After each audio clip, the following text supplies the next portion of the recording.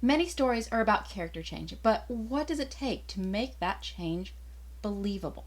How do we get readers to buy into the character arc so that they can feel elevated or devastated when the character makes a change?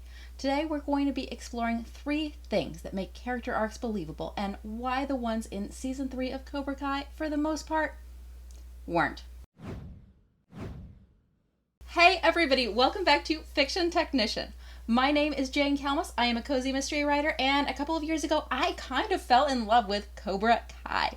But after season 3 was over, I turned to my husband and I said, it feels like a lot of the character arcs ended where they should, but they just felt really unearned. And that got me thinking, what does it mean for a character arc to be earned? By which I mean believable. When I say earned, I mean that you earned our belief in that character change. You put in enough work, showed us enough emotional clarity that when the character makes a change at the end of the arc, we buy it. We're going to be talking about 3 character arcs from season 3 of Cobra Kai, 1 which worked and 2 that didn't. We're going to be talking specifically about where those 2 fell short by discussing 3 things that you need to earn the audience's belief in your character arc. And those 3 things are cracks along the way, cause and effect, and a clear philosophy shift. For starters, let's take a look at the character arc of Hawk. Hawk was one of my favorite characters early on. The first couple of seasons have seen him heading down a dark road toward violence and bullying, so I was really hoping that in season 3 we would see him redeemed, and this is the character arc that he was given. But it did leave me feeling cold, and let's look at exactly why. The first thing you need for a believable character arc is you need cracks along the way. Character arcs are about changing from one philosophy or value to another. And so we need to see moments where your character experiences discomfort with their current philosophy. Hawk's philosophy at the beginning of season 3 is no mercy. This is the philosophy he's being pushed toward by Cobra Kai's new leader, Sensei John Kreese. And we definitely do see those cracks along the way. We see moments where Hawk expresses discomfort with this philosophy. We see him objecting to the new brutal way that Kreese is running the dojo, and probably his biggest crack along the way is in this scene. This is after a fight with the karate students from the rival dojo, Miyagi-Do. Hawk and Cobra Kai are winning this fight, but when he has the opportunity to break Dimitri's arm, we see him hesitate.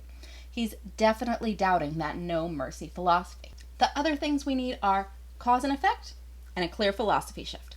The season culminates when Hawk and the Cobra Kai students break into the home of Sam LaRusso, who is holding a party for Miyagi-Do students.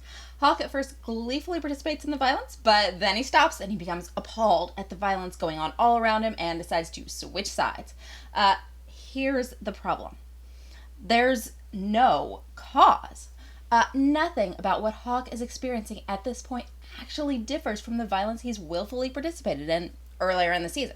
It's just more of the same. In order for Hawk to have a believable philosophy change at this point, he would need to experience something that directly prompted that change, a cause for that effect. But there's really nothing that he's witnessing in this scene that I can point to as directly prompting the change. The writers kind of tried to shoehorn in a cause here by having Hawk recall some words of wisdom that he's heard earlier in the season. I told you, only the strong will survive. It's Kreese, he's got in your head. But again, there's no clear reason for this. There's nothing I can explicitly point to in the scene and say, this is why he recalled those moments. Hawk is also missing the third element of believable character change, which is a clear philosophy shift. We know the philosophy he's become uncomfortable with is no mercy, but what is his new philosophy? Is it that violence is bad? Doesn't seem like it.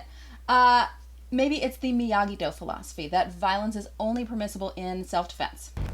Do you want to help me win this thing? Nope, not really. The sum total of Hawk's realization in this moment seems to just be that he was playing for the wrong side, and the same kind of actions and tactics are permissible if he just plays for the other. That's not a clear philosophy shift, and I'm left wondering what Hawk really learned and if he's been really redeemed in a meaningful way. Alright, let's talk about the one character arc that Cobra Kai got right, and that's the character arc of John Kreese. Kreese's arc is all revealed through flashbacks of his youth during the Vietnam War, where he develops the no mercy philosophy in the first place. Kreese starts this storyline as a gentle soul, using violence only in defense of self or of others.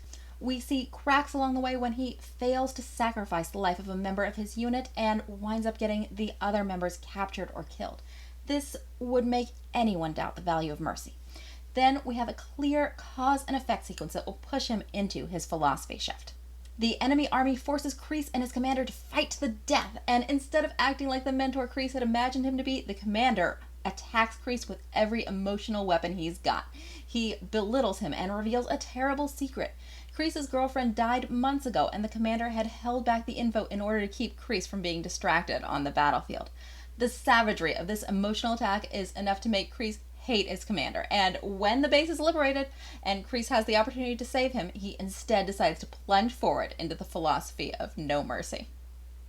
No mercy.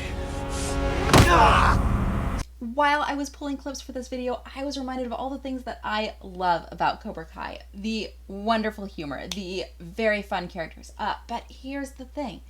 If the character arcs don't really add up, a lot of those details that you put into your work are wasted. We enjoy the experience of interacting with a piece of fiction as an audience, but what we are left with is the story. And if the story doesn't really add up, then the experience becomes a little bit tainted in our memory. So when you are planning your own character arcs, a great place to start is just figuring out what your character's clear philosophy shift will be.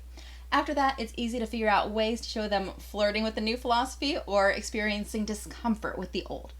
Then give them a clear cause and effect sequence to push them over the edge. Check out